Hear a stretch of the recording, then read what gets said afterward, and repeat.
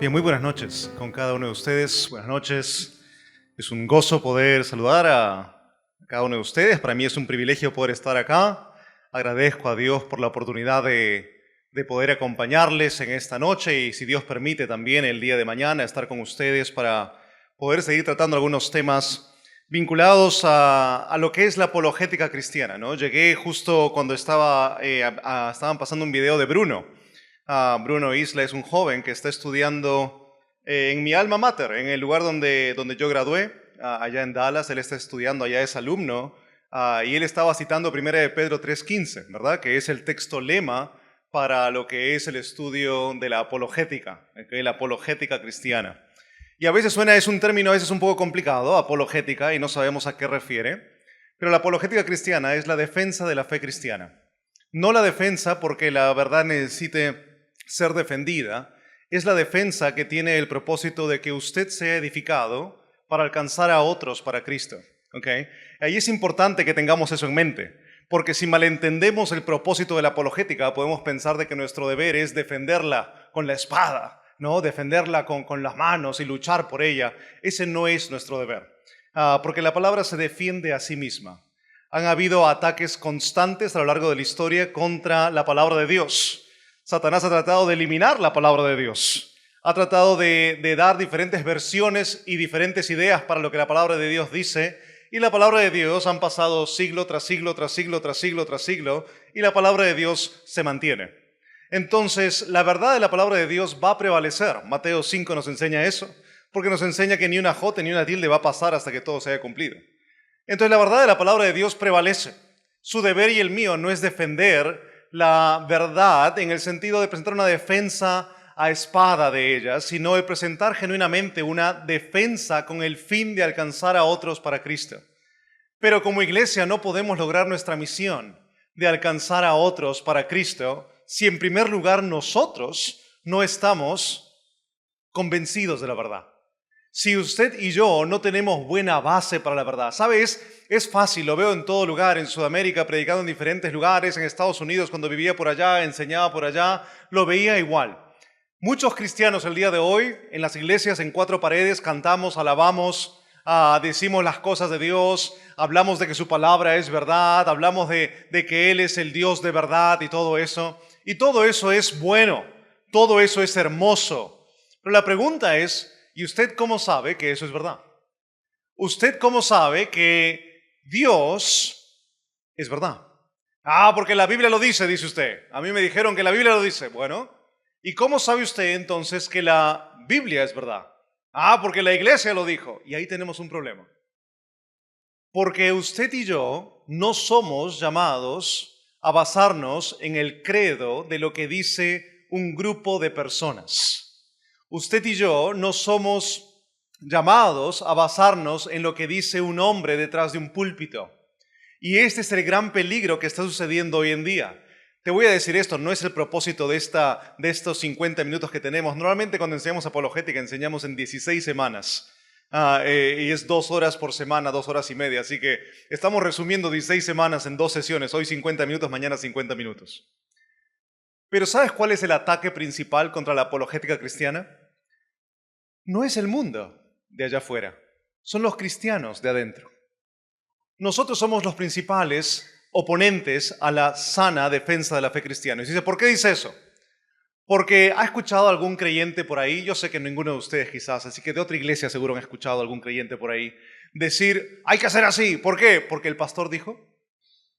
¿Has escuchado eso por ahí? Yo sé que acá no pasa, Yo sé que acá no pasa eso. ¿Has escuchado eso por ahí? ¿Has escuchado a alguien por ahí decir, oye, pero esto es así? ¿Por qué? Porque el video tal, el famoso tal, que escribió ese libro tal, lo dijo. ¿Has escuchado eso por ahí? ¿Has escuchado a alguien que dice por ahí, un cristiano que anda por ahí y dice, oye, no, mira, no hacemos esto? ¿Por qué? Porque en la iglesia nos han dicho que no hacemos eso. ¿Has escuchado eso? Todo eso son los golpes duros que recibe la apologética. Que el mundo ataque la verdad de la palabra de Dios, no pasa nada. Porque lo ha hecho por cientos de años y la palabra de Dios prevalece. El problema es cuando los creyentes de adentro somos tan débiles y huecos en nuestra fe que de pronto viene alguien a usted y le pregunta, oye, ¿Jesús es Dios? Por supuesto que es Dios. ¿Ah, sí? ¿Dónde dice eso? Y ni siquiera tenemos un versículo de la Biblia para probar que Jesús es Dios. Y de pronto le dicen, oye, tú hablas tanto del Espíritu Santo y hablas del Espíritu Santo y crees en el Espíritu Santo y el Espíritu Santo es Dios. Sí. ¿Y dónde dice eso? Ah, no sé. Pero lo crees. Y puedo continuar con una larga lista. Podemos hacer una hora de simplemente preguntas. Y hay muchísimas cosas que nosotros decimos que creemos, pero no sabemos por qué las decimos ni por qué las creemos. Entonces, lo que vamos a estar viendo en estos minutos que tenemos por delante no es un tema en sí ajeno a la vida cristiana, no es un tema ajeno al cristianismo, es un tema muy pertinente para el cristianismo. Iba a citarles 1 de Pedro 3:15, pero ya lo vieron en el video, así que vamos de frente a la instrucción, porque ¿cómo sé que lo que yo sé es verdad? Pero antes de comenzar necesitamos la ayuda de Dios, para que Él nos convenza de la verdad, y no mis palabras le convencen de la verdad. ¿Okay? Entonces oramos y le pedimos a Dios su ayuda y su dirección. Padre, disponemos ahora nuestra mente, nuestro entendimiento, nuestro corazón, para poder ganar entendimiento de este tema de la apologética. Padre, lo hacemos no porque querramos ser conocedores únicamente, no lo hacemos para poder ir a contrarrestar al mundo que está allá afuera, lo hacemos, Padre, para poder alcanzar a otros con el mensaje del Evangelio y para que nuestra fe esté firme en la esperanza que tenemos de tu palabra y en Cristo Jesús. Padre, te pido que tú nos ayudes, que tú nos enseñes, que tu palabra produzca fruto en nuestra vida y que nos aliente. Te pido esto, Dios, en el nombre de tu Hijo amado, nuestro Salvador, Cristo Jesús. Amén. Bien, entonces vamos a empezar a meditar en algunos conceptos. Este es el resumen del resumen del resumen del resumen del resumen del resumen, ¿ok? Y mi intención, les comparto mi intención, normalmente no, a veces no lo digo del inicio, pero les digo desde el inicio. Mi intención no es que usted pueda entender todas las bases del por qué cree lo que cree en 50 minutos. Sería una locura pensar que seríamos capaces de hacer eso. Pero mi intención es que usted pueda tener por lo menos ciertos fundamentos bien cimentados y generar en usted el deseo de genuinamente meterse más en este libro. Porque pasando más tiempo en este libro, genuinamente pasando tiempo en este libro, es que usted va a poder crecer en su defensa de la fe cristiana. Pasando tiempo en este libro es que usted va a poder saber más por qué cree lo que cree. Y no va a ser uno más de aquellos que andan simplemente diciendo porque me dijeron acá, porque me dijeron allá. ¿Cómo sé que lo que sé es verdad? Unas definiciones que tenemos que entender para estar claros. Y ojo, van a haber algunos términos técnicos. Porque la apologética es la defensa de la fe cristiana y te digo esto, la apologética tiene tres ramas, antes de entrar a una definición. Tiene la rama bíblica teológica, esa es la rama en la cual nosotros defendemos únicamente con un texto bíblico. Por ejemplo, ¿es Jesús Dios? ¿Y qué dice la iglesia? Sí, ¿verdad? Sí, es Dios, ok. Defensa de eso. Apologética de eso, un texto bíblico para eso. Bien, muy bien. Juan 1.1, Juan 1.1, Juan 1.14, Juan 10.30, en fin, varios textos. Entonces, ¿ahí usted qué hizo? Usted en ese momento hizo apologética cristiana, pero hizo apologética bíblica teológica. ¿Qué quiere decir eso? Hizo una defensa de la fe cristiana solamente con base bíblica. ¿Me están entendiendo? Después está la apologética filosófica. Y ese es un poquito de lo que vamos a hacer hoy día. Apologética filosófica. ¿Qué es la apologética filosófica? Ojo, la filosofía no se opone a la verdad. La filosofía, no sé cuántos acá, varios jóvenes han llevado filosofía en la universidad. Por la gracia de Dios, tengo un doctorado en filosofía en estudios teológicos. Y cuando uno saca un doctorado en filosofía en estudios teológicos, tienes que estudiar cursos de filosofía. ¿Ok? Y cuando estudias filosofía, vas a tu primera clase de filosofía y te dicen algo que cualquiera lo sabe. Te lo dicen en la universidad secular y te lo dicen también en el campo de estudio en el seminario. ¿Qué te dicen? Filosofía viene de dos palabras, filos y sofía. ¿Alguien se llama Sofía aquí? No vino de usted, ¿ah? ¿Ok? Pero filos, ¿qué significa? ¿Qué cosa? ¿Se acuerdan de Fileo? ¿Se acuerdan de Filadelfia? ¿Han escuchado alguna vez eso, algún mensaje? El pastor predicando y diciendo el amor de amistad, el amor recíproco. Ya. Fileo significa amor. Filosofía, filo es amor. Y después Sofía, ¿qué significa? Sabiduría. Entonces, filosofía, ¿qué es? es amor a la sabiduría. Entonces la filosofía se estudia en altos campos académicos, aún de teología. ¿Por qué? Porque la filosofía no se opone a la Biblia. La filosofía verdadera respalda la Biblia. La filosofía verdadera encuentra sentido en la Biblia. Vamos a hablar de eso un poquito más adelante. Entonces tienes apologética bíblico-teológico. Tienes apologética que es filosófica. Y tienes apologética que es científica. Y esa es la parte donde ahí no me meto mucho. Sé argumentos, he tenido que estudiar algunos, pero no es mi campo. Y sería errado para mí darte una ponencia de eso, porque la parte científica, ¿qué necesitas para eso? Un científico cristiano. Un científico cristiano que te puede exponer acerca de esto. Hace unos días conocí a un geólogo cristiano que Dios le ha abierto las puertas para va a estar en 2 semanas yendo a diferentes colegios, va a ir a la policía, va a ir a la unidad de bomberos, le han abierto las puertas para ir a presentar el conocimiento de Dios. Y él va a ir a predicar el evangelio a todos estos lugares. En 2 semanas planifican ver casi a 40,000 personas.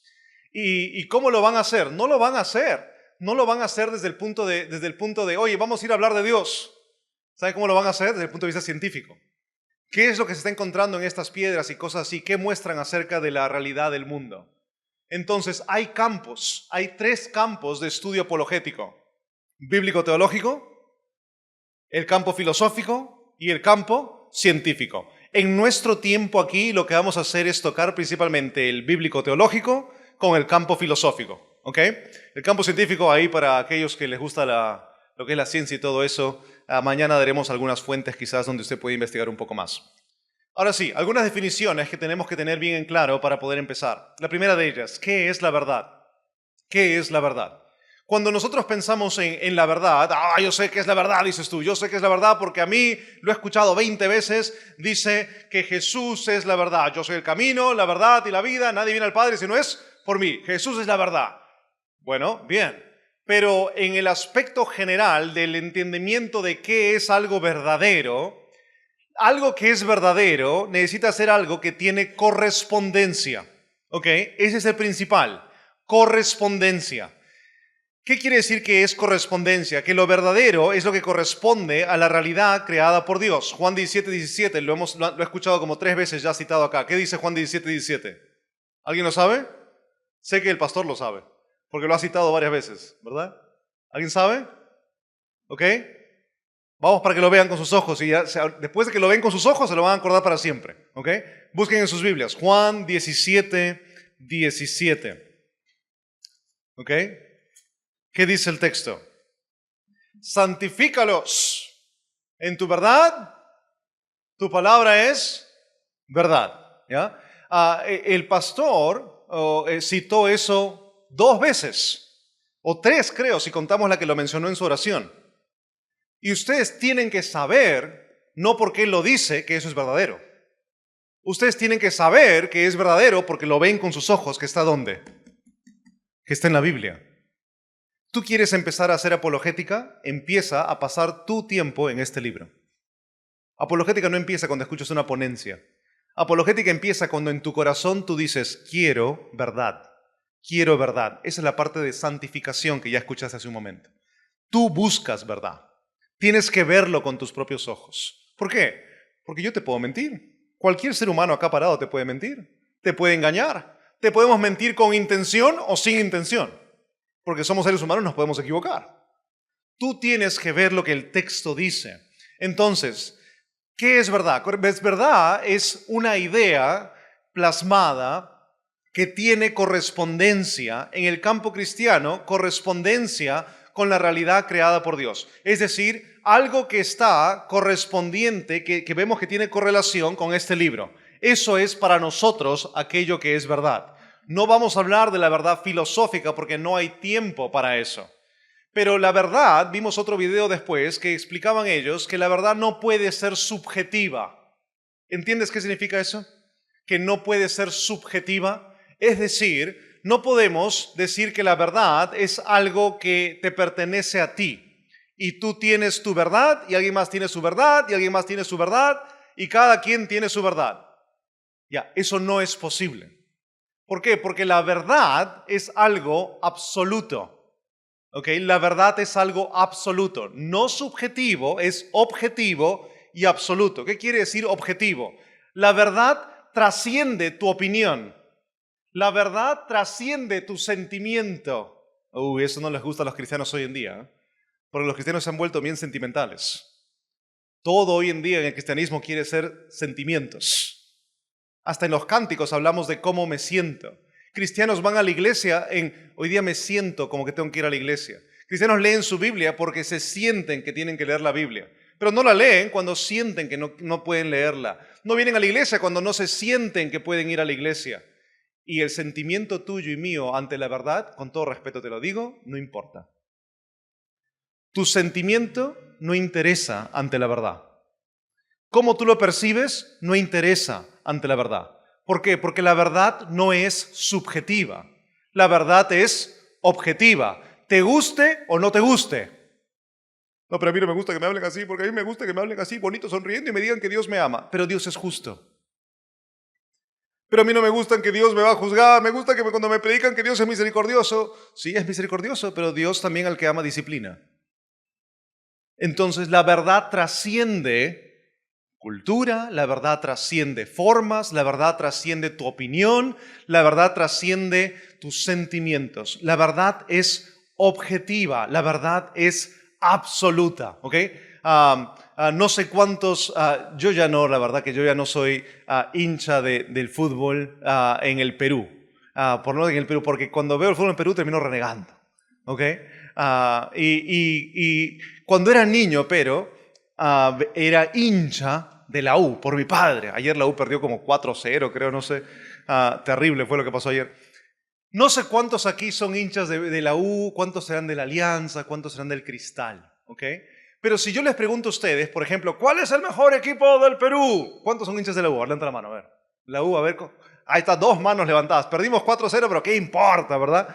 Acá, bien, hincha de la U, ahí, bien. Ustedes son los espirituales. A ver, los demás, ¿ok? ¿Cuántos son hinchas de la Alianza? ¿Alguien de la Alianza? Ustedes son los que Dios tenga misericordia de ustedes, ¿ok? ¿Ok? Entonces, yo les pregunto a ustedes, por ejemplo, y esto me acuerdo que lo hablábamos en una ponencia explicando esto a universitarios. El otro día hablaba con mi amigo y le decía yo a él, oye, pero no, estábamos debatiendo que la U, que la Alianza, estábamos en una conversación con un hermano en Cristo y él le empieza a decir a su hijo, tú eres de la Alianza porque recuerda que la Alianza es el mejor equipo del Perú. De nuestras líneas han salido los mejores jugadores de la selección. Y le está dando todos estos datos, pues, ¿no? Y su hijo me mira y me dice, sí, pastor, la Alianza es el mejor equipo del Perú. Le dije, ok. Le dije, hermano, ¿cuál es el equipo que tiene más títulos en el Perú? Ahora, ¿quién sabe la respuesta? Los de la Alianza saben la respuesta. A ver, los de la Alianza, ¿cuál es la respuesta? La respuesta es la U. Y eso es algo objetivo. Ahorita quizás no es el mejor equipo, pero en la historia que tiene más títulos, te guste o no te guste, te guste o no te guste. Ahora, ¿cuál es el equipo que ha sacado mejores futbolistas del Perú? Alianza. ¿Te guste o no te guste? Es algo objetivo. ¿Me están entendiendo? Tu emoción, tu afiliación, lo que tú quieras sentir no interesa. La objetividad de la verdad trasciende. Trasciende. Si la verdad es una, entonces la verdad es la que permanece. Entonces tienes que entender bien qué es verdad. Hay otras teorías que nos ayudan a encontrar verdades. Por ejemplo, coherencia. Cuando encontramos coherencia en algo, puede ser verdadero, pero no significa que sea verdadero. Por ejemplo, la teoría de la evolución. Es un grave error que cristianos digan, la teoría de la evolución es una tontería. ¿Sabes por qué te digo que es un grave error decir eso? Porque es una teoría que tiene coherencia mental. Ahora, ¿es falso? Sí. ¿Es errado? Sí. ¿No lo creemos? Por supuesto que no lo creemos. Pero tú no puedes decir que es una tontería porque tiene coherencia en sus postulados filosóficos y científicos. ¿No estamos de acuerdo? No estamos de acuerdo con eso. Pero tiene coherencia. ¿Me están entendiendo? Entonces yo puedo decir, yo puedo inventarme algo que tenga coherencia, pero es mentira. Tiene coherencia, pero es mentira. De por sí, cada vez que nosotros mentimos a alguien y tenemos que armar una historia para la mentira, ¿sabes qué acabas de hacer? Acabas de crear una falsa verdad. Pero para que sea sostenible para aquella persona que quieres engañar, tiene que haber coherencia. Porque si no hay coherencia, no tiene sentido. Prueba de esto, Génesis 3. Vamos rápidamente a Génesis 3. Génesis 3 es el texto de la caída.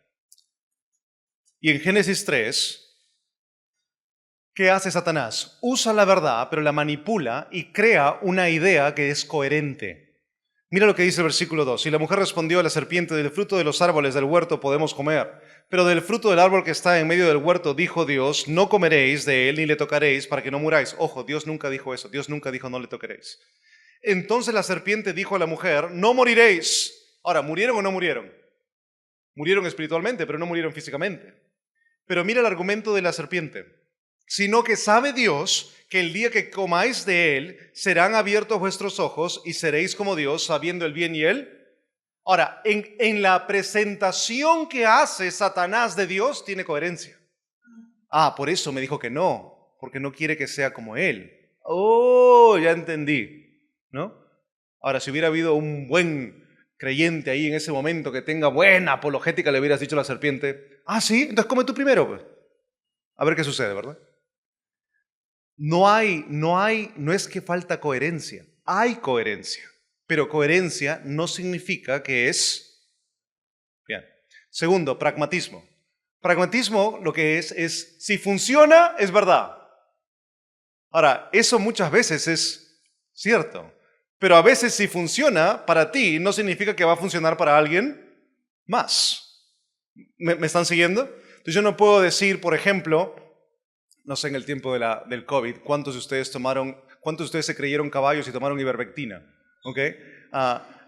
Si lo tomaste bien, no te estoy diciendo que esté mal o no, pero bueno, sabíamos que era para animales, ¿no? Yo también he tomado, por si acaso, me dieron, también tomé, todo lo que me daban tomaba, por si acaso.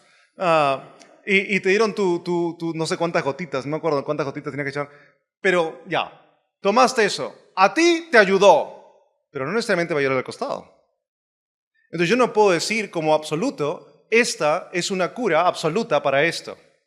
Porque en el pragmatismo funcionó para A, pero no funcionó para B. ¿Me están entendiendo? Entonces, pragmatismo no es un fundamento para establecer algo que es verdadero. No vamos a hablar mucho de constructivismo, pero es una ideología que se construye en varios postulados. Son útiles parcialmente, pero es insuficiente sin anclaje ontológico. Esos son términos técnicos. No vamos a profundizar en esto por el tiempo, pero lo que esto quiere decir es, todo esto ayuda a encontrar verdad, pero no puede haber verdad a menos la verdad se sostenga en todo lugar, en todo tiempo, en toda circunstancia y sea absoluta. En ese momento tú puedes decir que eso es verdad. Si es que no hay correspondencia a todo lugar, en todo campo, en toda esfera, entonces no es verdad. ¿Se entiende? Hasta ahí con esto de verdad, ¿ok? Relativismo, ¿has escuchado relativismo? El relativismo es el postulado que dice que, bueno, cada uno tiene su verdad. Simplemente no es posible. No es sostenible. Ojo, el día de hoy, el grupo que sostiene el relativismo está creciendo en Sudamérica, pero está ya menguando, está achicándose, interesantemente, en Estados Unidos y en Europa. En Estados Unidos y en Europa hubo un tiempo en el que predominó, hace una década, predominó mucho relativismo. Y el porcentaje de gente, ¿has escuchado esta palabra? Agnósticos, era altísimo, altísimo.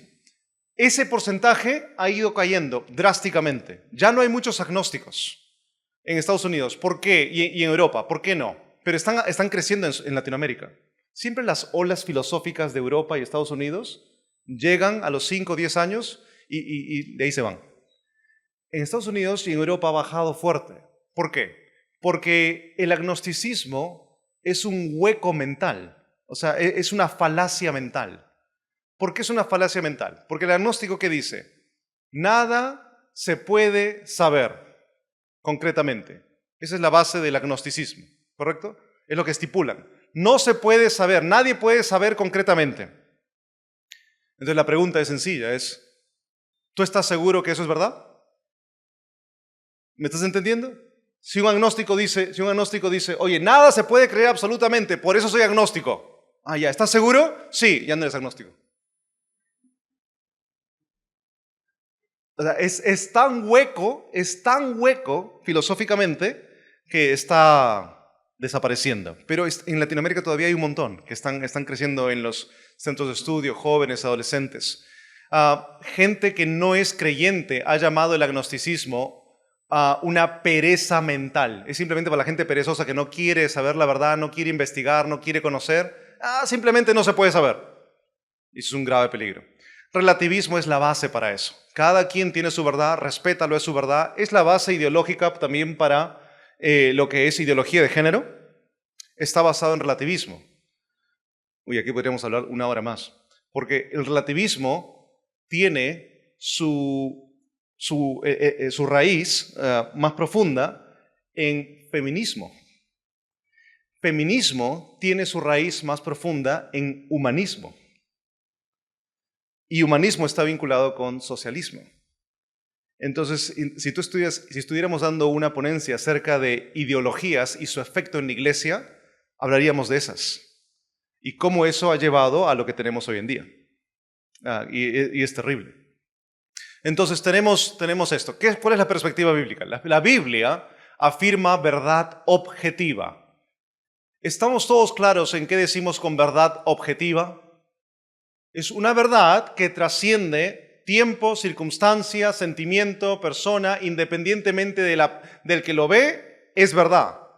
Te guste o no te guste, es verdad. Lo entiendas o no lo entiendas, es verdad. Punto. Eso es una verdad objetiva. Lenguaje, la Biblia tiene un lenguaje referencial, la Biblia habla en un lenguaje entendible y mandamientos basados en hechos genuinos, es decir, vemos acciones que demuestran los postulados que establece la Escritura. Ahora, avancemos uno más. ¿Qué es conocimiento? ¿Qué es conocimiento? Hay diferentes fuentes de conocimiento. ¿Okay? Uno puede conocer cosas de diferentes maneras. La puedes conocer por medio de la percepción. Primera de Juan 1.1, ¿okay? En sus Biblias, Primera de Juan 1.1. Si quieren aprender de lo que es el concepto bíblico de verdad, lean Primera de Juan hoy día en la noche. Les va a tomar como 15 minutos, 10 minutos leerlo. Léanlo y dense cuenta cuántas veces Juan, y este es Juan, el discípulo amado, usa la palabra verdad. Primera de Juan 1.1 dice, lo que era desde el principio, lo que hemos oído, lo que hemos visto con nuestros ojos, lo que hemos contemplado y palparon nuestras manos tocante al verbo de vida. Porque la vida fue manifestada y la hemos visto y testificamos y anunciamos la vida eterna, la cual estaba con el Padre y se nos manifestó. Si continúa, porque es punto y coma, dice, lo que hemos visto y oído, eso os anunciamos, para que también vosotros tengáis comunión con nosotros. Y nuestra comunión, ¿qué dice ahí? Verdaderamente es con el Padre y con su Hijo Jesucristo. ¿Qué está diciendo Juan? Si te das cuenta, hace mención lo que hemos oído, lo que hemos visto, lo que hemos palpado. ¿A qué está apelando? Está apelando a la percepción por medio de los sentidos. Entonces, uno puede saber ciertas cosas que son verdaderas por medio de la percepción. Por medio de la percepción. Esa es una fuente para saber cosas verdaderas. ¿Okay? Otra fuente es la memoria. ¿Okay? La memoria. Vamos a saltar, leer Salmos, usted lo puede leer después, pero apunte la cita para que la lea después. Salmos 77:11. Pero uno puede encontrar verdades a través de la memoria, cosas que han sucedido antes y se mantienen todavía. Es verdad, es un hecho histórico, es verdad, no es una verdad construida por la mente, es una realidad. Por la razón, ¿ok? Aquí sí vamos, Isaías capítulo 1. Isaías capítulo 1, versículo 18. Dice el texto bíblico, venid luego, dice Jehová, y estemos a cuenta.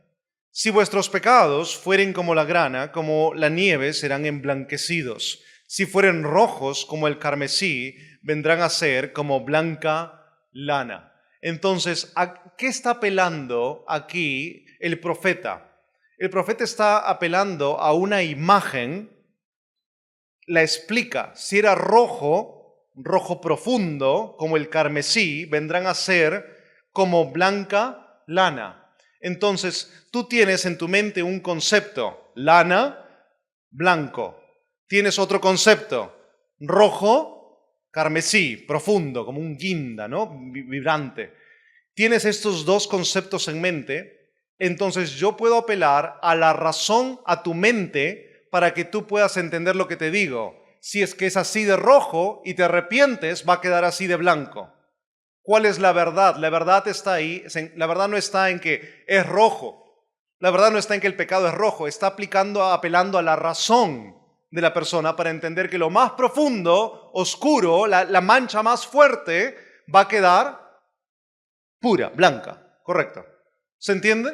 Entonces, es una verdad que tú y yo entendemos por medio de la razón. Por medio de la razón. Razonamos y entendemos. Tenemos testimonios. Hay verdades que son por medio de testimonios. Ojo, estamos hablando de creencias absolutas. Los testimonios absolutos que podemos creer, y aquí para que no se confundan, son los testimonios bíblicos, no los testimonios personales del día de hoy. Entonces yo vengo acá y me paro y les digo, ¿saben qué, hermanos? Yo el otro día tuve ahí un sentimiento y tuve ahí un encuentro con Dios, y en ese encuentro con Dios vino una persona que me apareció y ciertamente era el Señor mismo hablándome y me dijo a mí, tú vas a ir ahí el viernes en la noche, vas a estar ahí en la iglesia de la Alianza y vas a estar compartiendo, y ¿sabes qué? Tú dile a los hermanos, porque yo te digo que esto va a pasar, te doy testimonio de esto, de que aquellas personas con problemas, y tú diles que aquellos que están con problemas de salud, que tú tienes la solución, pero que ellos tienen que darte 50 soles. Diles eso, es tu testimonio. Es hueco, porque es mi testimonio. Y si tú tienes un respeto absoluto por el testimonio del hombre detrás del púlpito, te vas a meter en un montón de problemas. No creas en testimonios de hombres. Cree en los testimonios que están aquí. Los testimonios que son basados en la palabra de Dios. Por eso es que en la iglesia, no sé si ustedes en ocasiones, me imagino que sí, y esto no es malo, viene un hermano y cuenta su testimonio. Ya, el contar el testimonio está bien, pero eso no es malo. En nuestra iglesia también hacemos eso de vez en cuando. Eso no es malo. Pero mi fe no se puede basar en el testimonio de otro. Mi fe se basa en el testimonio de las Escrituras. ¿Entienden eso? Esto es bien importante que entendamos. En sus Biblias, vamos a Juan, vamos al Evangelio de Juan. Estamos estudiando en la iglesia ahí en Gracia y Paz, estamos estudiando el Evangelio de Juan a mitad de semana. Y Juan, ojo, si tú quieres leer el primer libro de apologética cristiana que se escribió, ¿sabes cuál es? Juan. Juan es el primer libro de apologética que se escribió.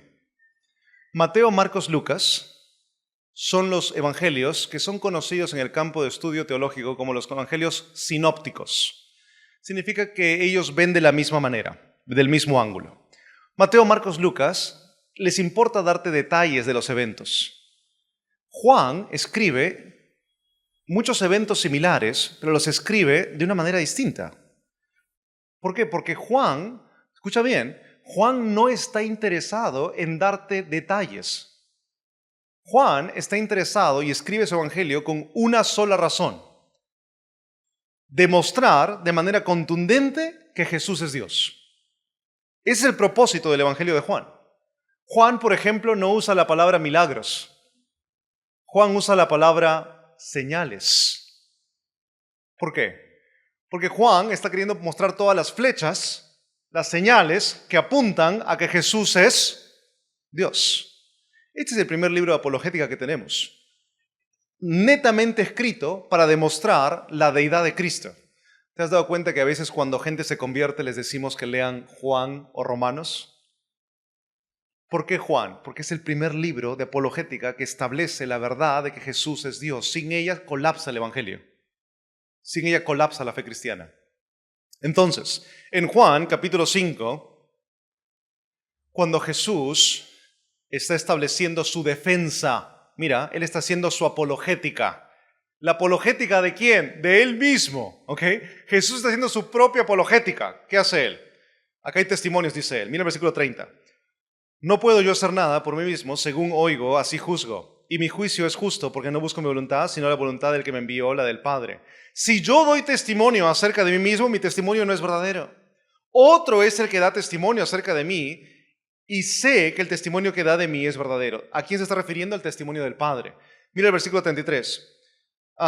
Vosotros enviasteis mensajeros a Juan, y él dio testimonio de la... Ahora tiene testimonio del Padre, testimonio de Juan. Versículo 36. Mas yo tengo mayor testimonio que el de Juan. Ojo, más grande que el testimonio de Juan el Bautista. Porque las obras que el Padre me dio para que cumpliese, las mismas obras que yo hago, dan testimonio de mí, que el Padre me ha enviado. O sea, tienes el testimonio ahora de las obras de Cristo. ¿Qué está diciendo? ¿Qué está diciendo Cristo mismo? Las obras de Cristo son más poderosas que el testimonio de ¿quién? Ahí está en el texto. Versículo 37. También el Padre que me envió ha dado testimonio de mí. ¡Wow! Y el versículo 39, este es clave. Escudriñad las Escrituras, porque a vosotros os parece que en ellas tenéis la vida eterna, y ellas son las que dan testimonio de mí. Cuando tú vas después a leer, puedes leerlo luego, 2 de Pedro 1:21, en ese texto, del 16 al 21, el apóstol Pedro va a decir, ninguna profecía es de interpretación privada, va a decir él. Y él va a hacer mención, ¿se acuerdan que en Mateo 17 Pedro estuvo en la transfiguración de Cristo? Y Pedro va a decir, pero más importante que yo les cuente mi opinión de ese evento es las palabras. ¡Wow! Pedro mismo está diciendo, más importante que mi testimonio, ¿qué es? Lo que Dios quiere que ustedes tengan, las palabras que Él quiere que cada uno escribiese. Y ahí habla de que los santos hombres de Dios fueron movidos por el Espíritu Santo. ¿Qué te digo con estos ejemplos?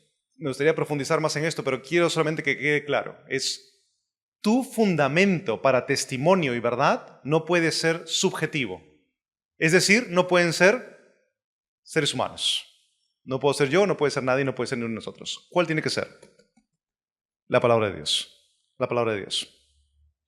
Si te das cuenta, lo que estoy intentando hacer es que entiendas que la apologética cristiana depende de que tú regreses al texto.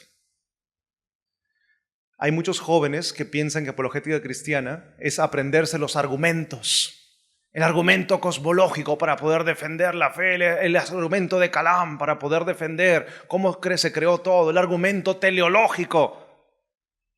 Y con todo respeto, si alguno de ustedes pensaba así, cambia tu forma de pensar.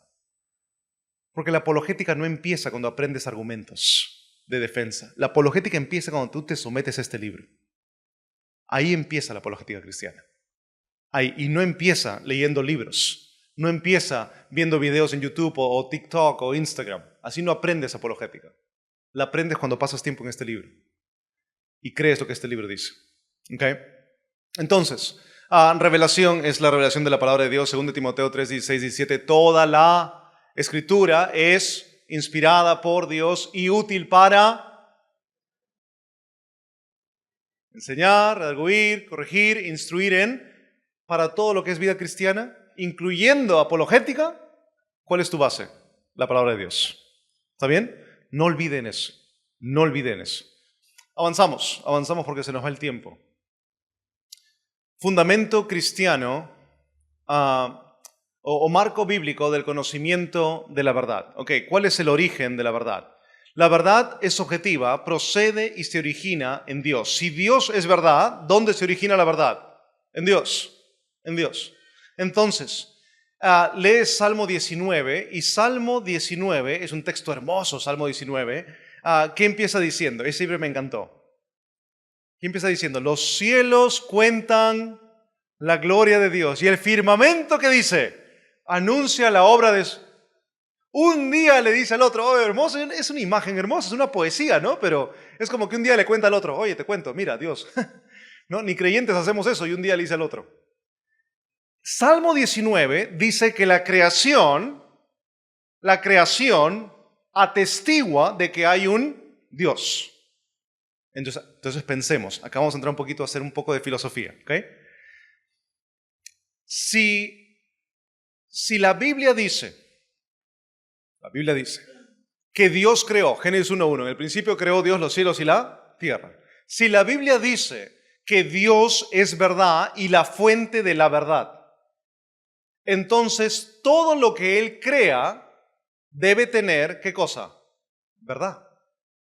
Todo lo que Él crea debe tener verdad. ¿Por qué? Porque si Él es verdad, lo que emana de Él tiene que tener, ¿qué cosa? ¿Verdad? Entonces eso lleva a los filósofos a pensar y decir, entonces la creación debe demostrar de que hay un Dios. ¿Correcto? Y la Biblia lo dice. Ahora, acá podríamos hablar largas horas de los argumentos que se llaman como argumentos naturales. Hay 4. Cosmológico, teleológico, está el argumento antropológico y el argumento ontológico. Son 4 argumentos naturales, pero que tienen base en el entendimiento de que si Dios es la fuente de verdad y Dios ha creado, en la creación tiene que haber verdad. Rápidamente. Para algunos quizás lo van a poder chapar, otros quizás no, lo profundiza usted luego. El argumento cosmológico es el argumento de primera causa. Es el argumento que postula algo tiene que haber creado todo. Es decir, las cosas no pueden venir de la nada. Todo lo que existe, existe porque tiene una razón de su existencia. Entonces, el argumento cosmológico se pregunta, ¿qué causó el universo? Entonces, hay 3 posibilidades dentro de las posibilidades postuladas. Nada, aunque no lo creas, hay algunos que postulan nada. 2, es un pedazo de materia que estaba en el centro del universo, en un lugar oscuro, que fue expuesto a presión y esa presión hizo que explote. 3, un ser supremo. Son las 3 posibilidades. De estas 3 posibilidades, para explicar qué es lo que creó todo, la primera la rechaza el 99% del mundo. La postura de que nada, porque no tiene sentido. No tiene sentido nada. Entonces vamos a la segunda. La segunda dice que fue un pedazo de materia que estaba en el centro del universo. Perfecto. ¿Dónde está el centro del universo? No se puede encontrar. Bueno, es una respuesta bien convincente, ¿verdad? No se puede encontrar. Nadie sabe dónde está el centro del universo, pero es un lugar, un agujero negro. ¿Has escuchado eso? Es un lugar oscuro, nadie lo puede encontrar, es un agujero negro, nadie lo va a poder encontrar jamás. ¿Y cómo sabías que había un pedazo de materia ahí? Obviamente, tiene que haber estado ahí. Y estaba ahí ese pedazo de materia y entonces fue expuesto a una presión cósmica. ¿Y de dónde vino la fuerza que puso la presión? No se puede explicar. Y causó la explosión y la teoría que tú conoces como el Big Bang. Y tienes otra postura que suena media loca y ridícula para algunos, pero es, hay un ser supremo. Que por lo menos presenta coherencia en lo que dice.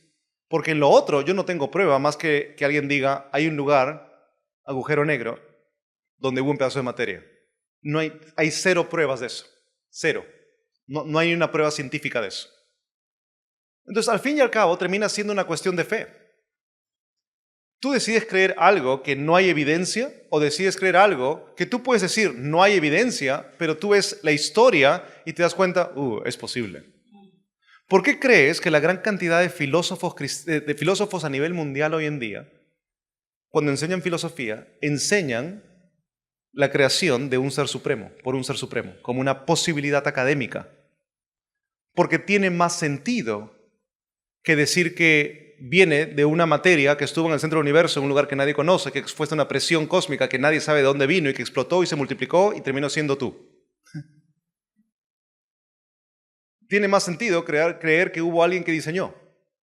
Es un argumento cosmológico, podríamos ir más profundo, pero ahí lo dejamos. El argumento de diseño se llama el argumento teleológico. Teleos significa diseño, voluntad. Lógico, estudio. El argumento de diseño dice esto, te lo resumo de esta manera. Ojo, este argumento es el que Pablo usó en Hechos 14 y Hechos 17. Pero este es el argumento, mira, la Tierra gira a cierta velocidad. ¿Estamos de acuerdo? ¿Te acuerdas de eso cuando estás en el colegio alguna vez? La Tierra gira a una velocidad, ¿correcto? Tú sabes que si giramos un poco más rápido, ¿qué sucede? Morimos. Si la Tierra gira un poco más lento, ¿qué sucede? Morimos. Estamos a una distancia del Sol tan precisa de que si nos acercamos es una cuestión de unos cuantos kilómetros, morimos. Y si nos alejamos unos cuantos kilómetros, morimos. La Tierra tiene un porcentaje de agua, que tú escuchas de sequías todo el tiempo, ¿no? Pero si ese porcentaje baja en 2.7%, si no me equivoco muere la humanidad. Si aumenta en 2.7 o 8%, no me acuerdo cuánto muere la humanidad. Tienes estaciones. Sin las estaciones no podrían haber cosechas, no podrían haber cultivos. El ser humano está comprobado que no puede ser expuesto a un solo tipo de estación, sino su rango de vida se reduce drásticamente. Es decir, nosotros que estamos en Lima, por eso vamos a morir más rápido, porque parece invierno acá nomás. 9 meses de invierno, de ahí 3 meses de verano y se acabó, ¿verdad? Pero cambio estacional ayuda al sostenimiento de la vida. Oh, interesante. Ese fue el argumento de Pablo, por si acaso. Entonces, tú tienes que decidir. Tiene más coherencia que la Tierra haya quedado girando a esa velocidad, a esa distancia del Sol, con las estaciones, con la protección de la capa que tenemos y todo lo demás que podríamos, porcentaje de agua y todo lo demás que podríamos mencionar.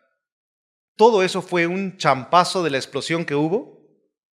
¿O hay un diseñador? Ese es el argumento teleológico, ¿ok? Teleológico, de diseño. Un apologista de renombre, ya falleció, él lo puso de esta manera. Él dijo, sería como que hoy en día te traigo un diccionario y te digo, oye, mira, este diccionario es el mejor diccionario. Y tú me dices, sí, ¿dónde lo compraste? No lo puedes comprar, porque este diccionario es el resultado de una bomba que sucedió en la biblioteca la semana pasada. Y hubo una bomba en la biblioteca, explotó la biblioteca y de pronto quedó este diccionario. Y quedó así en orden, de la A a la Z, con todas las palabras. Yo te digo eso, tú te ríes y me dirías que estoy loco. Bueno, eso es lo que están diciendo del mundo creado. Hay tanta perfección y diseño que es una locura pensar que es simplemente una cuestión de una explosión o lo que quieran decir. Bueno, tienes esos dos argumentos y el argumento del hombre, el ser humano, muestra verdad también. Si viene de Dios, tiene que tener verdad, ¿correcto? Tú sabes que la ciencia o llamada ciencia puede explicar tu cascarón. Supuestamente. De manera coherente pueden explicar tu cascarón, pero no pueden explicar tu mente. No pueden explicar por qué pensamos de diferente manera y actuamos de diferente manera y reaccionamos de diferente manera. Hoy en día, algunos campos se están queriendo meter a decir que son desbalances químicos. Hay desbalances hormonales que se llaman desbalances químicos, pero no es que todos somos lo mismo. Todos nosotros tenemos una voluntad y pensamos distinto. Y no reaccionamos por instinto, sino que podemos aguantarnos y frenarnos ante ciertas cosas porque tenemos una voluntad. Digo eso para decir esto. El hombre, en su cableado interior, como decía un filósofo, muestra de que hay algo más que simplemente materia que se ha duplicado. El hombre, con el cableado interior que tiene, la voluntad, el pensamiento, para que algunos se equivoquen y piensen que la Alianza es el mejor equipo del Perú, ahí faltó un cable, ¿verdad? Todo eso demuestra que tenemos una voluntad. Si les pregunto cuál es su comida favorita, todos dicen diferentes comidas. ¿Cuál es tu color favorito? Diferentes colores. Si les pregunto qué país te gustaría visitar, diferentes países. Entonces, ¿por qué tenemos eso? Porque tienes deseos, porque tienes una voluntad, la cual es personal. Y eso tiene que entenderse que eso va en contra de evolución o teoría del Big Bang. Bueno, avanzamos, que me quedan solamente 10 minutos. Avanzamos. Eso está chiquitísimo, no sé si ustedes lo pueden ver. Wow. Ok. Fundamento cristiano del conocer. ¿Cómo nosotros establecemos cosas para creer? Tenemos ciertas condiciones para creer, que son las leyes, que son leyes inmutables, la moral objetiva, la uniformidad natural. No voy a hablar de todo eso, pero hay cosas absolutas que son normas que nosotros creemos porque las percibimos. Tenemos un fundamento teísta. ¿Qué quiere decir teísta? Que creemos en un Dios. Es decir, el cristiano no parte de ¿habrá un Dios? Supuestamente tú ya partes del entendimiento de que hay un Dios. Hay un Dios. Hay un concepto bíblico que tenemos que lo estudies más y no tengo problema si ustedes que son de la iglesia quieren pedirle después al pastor o al encargado el PowerPoint, se lo pueden pedir para que se los dé. Pero el imago Dei es la base de racionalidad, lenguaje. Eso es lo que hablamos, voluntad. Imago Dei es el concepto bíblico-teológico que significa imagen de Dios. Todo ser humano tiene la imagen de Dios. ¿Yo la tengo? Sí. ¿Cómo sé que la tengo? Tienes voluntad. Al tener voluntad, tienes una capacidad que Dios tiene, que refleja que tú has sido creado a la imagen y semejanza de Dios. Y el caso apostólico, esto no tiene nada que ver con catolicismo. El caso apostólico es el testimonio ocular coherente que tenemos en las Escrituras. Para esto vamos a un texto. Juan capítulo 20. Me encanta a mí Juan capítulo 20. Es uno de mis textos favoritos para hablar acerca de la resurrección de Cristo. En Juan capítulo 20 dice el texto: el primer día de la semana, María Magdalena fue de mañana, siendo aún oscuro, al sepulcro y vio quitada la piedra del sepulcro. Entonces corrió y fue a Simón Pedro y el otro discípulo, aquel al que amaba Jesús. ¿Quién era el discípulo al que amaba Jesús? Juan, bien. Y les dijo: se han llevado del sepulcro al Señor y no sabemos dónde le han puesto. Y salieron Pedro y el otro discípulo y fueron al sepulcro. Corrían los dos juntos, pero el otro discípulo corrió más aprisa que Pedro y llegó primero al sepulcro. Ahora, te voy a dar un dato aquí, que es un dato que tomó años de estudio teológico. Esto así lo más no lo vas a entender. Tienes que profundizar en el texto para entenderlo. Y creo que va a ser de bendición para tu vida. Apunta si quieres esto. Te va a ayudar. Pedro era más gordo que Juan. ¿Te diste cuenta o no? Algunos han apuntado eso todavía. ¿Ok? Dice, ¿dónde ves usted? Bueno, salieron los dos corriendo juntos, dice el texto, ¿no? Salieron corriendo juntos. ¿Y quién llegó primero? Juan. Pedro más gordo.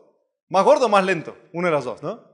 Bueno, llega Juan. Ahora mira lo que dice el texto, el versículo 6. Dice, luego... versículo 5. Y bajándose a mirar, este es Juana, porque llegó primero. Bajándose a mirar, vio los lienzos puestos allí, pero ¿qué hace? No entra. Entonces, mira, en ese tiempo la tumba era el cerro, le hacían un hueco y hacían un camino hacia abajo y abajo ponían un lugar para poner al muerto. ¿Ok? El judío no entraba al lugar de los muertos por la ley judía. No podían entrar al lugar, o sea, abrían la puerta, podían entrar ahí a ver, a tirar especias aromáticas, diferentes cosas así, pero no entraban al lugar del muerto por ley judía. ¿Ok? ¿Me están siguiendo?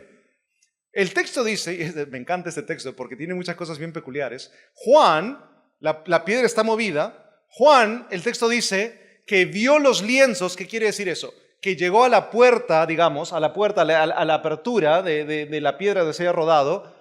Vio los lienzos, pero no entra.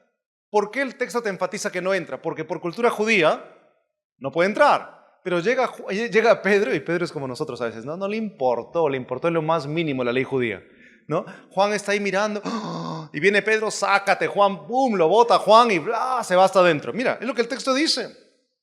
Luego llegó Simón Pedro tras él y no le importó. Entró en el sepulcro y vio los lienzos puestos allí. Versículo siguiente. Y el sudario que había estado sobre la cabeza de Jesús, no puesto con los lienzos, sino enrollado en un lugar aparte. Ahora, hay todo un versículo para decir eso. ¿Por qué dice eso? Cada palabra en la Biblia tiene un propósito. No hay palabras por casualidad en la Biblia. Cada palabra tiene un propósito. Juan ya había visto los lienzos y el texto no dijo que creyó. Pedro entró, vio los lienzos, tampoco dice nada más. Y el 7 dice que Juan vio el sudario que había estado sobre la cabeza de Jesús, no puesto con los lienzos allí, sino enrollado en un lugar aparte. Entonces, mira lo que dice, entró también el otro discípulo, Juan, que había venido primero al sepulcro y vio, ¿y qué? No vio los lienzos, porque ya había visto los lienzos. ¿Qué vio? La tumba vacía, ya la vio que estaba vacía, porque vio los lienzos. Está refiriéndose al sudario.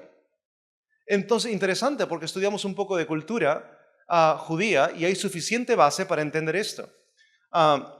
En la cultura nuestra, por ejemplo, cuando uno va a un restaurante y tú vas a un restaurante formal, de esos restaurantes elegantes, y tú vas y quieres comer una comida ahí formal y te llaman y de pronto tu plato está servido, pero te llaman y tienes que retirarte, pero vas a volver. Pones tus cubiertos de una manera. Y cuando ya terminaste tu plato, no te gustó tu comida y quieres que se la lleve el mozo, pones tus cubiertos de otra manera. En la cultura judía habían tradiciones también. Y estaba la tradición del sudario. Cuando la gente iba a comer, los varones se reunían en una mesa a comer. A los varones, el dueño de casa normalmente les daba como un pañuelo Les daba como un pañuelo a los varones. Solo a los varones le daban eso, no a las mujeres. ¿Por qué? Porque le daban eso a los varones, porque los varones comían no con tenedor y cuchillo, comían con sus manos y aparte los varones tenían ¿qué cosa? Barba.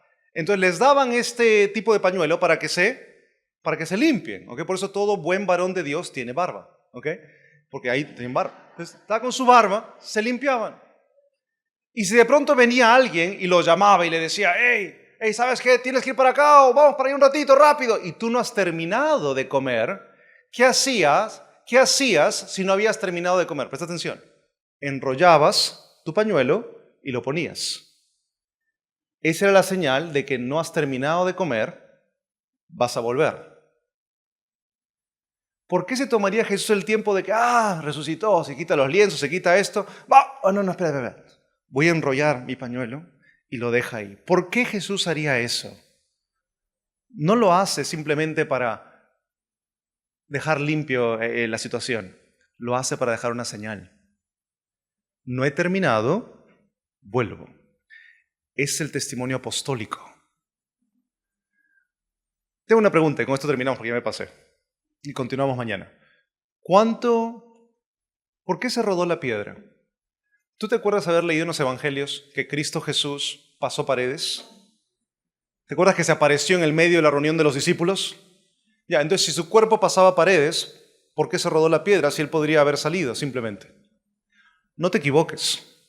La piedra no se rodó para que Cristo saliese. Porque Cristo no estuvo atrapado en la tumba, nunca. Él es Dios.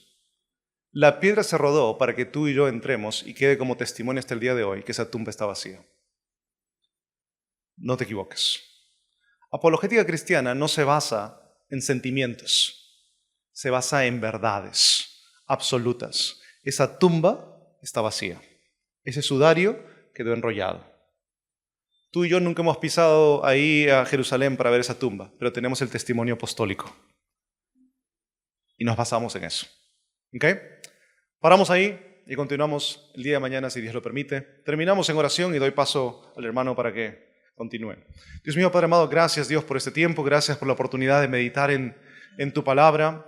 Padre, varios conceptos, varias cosas que tenemos que considerar.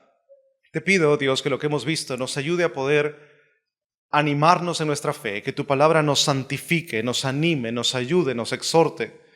Y Padre, yo te pido por mis hermanos, te pido que ellos puedan ser edificados con estos conceptos. Algunos son conceptos académicos, pero que podamos entender genuinamente la importancia de la verdad y de basarnos en la verdad para lo que creemos.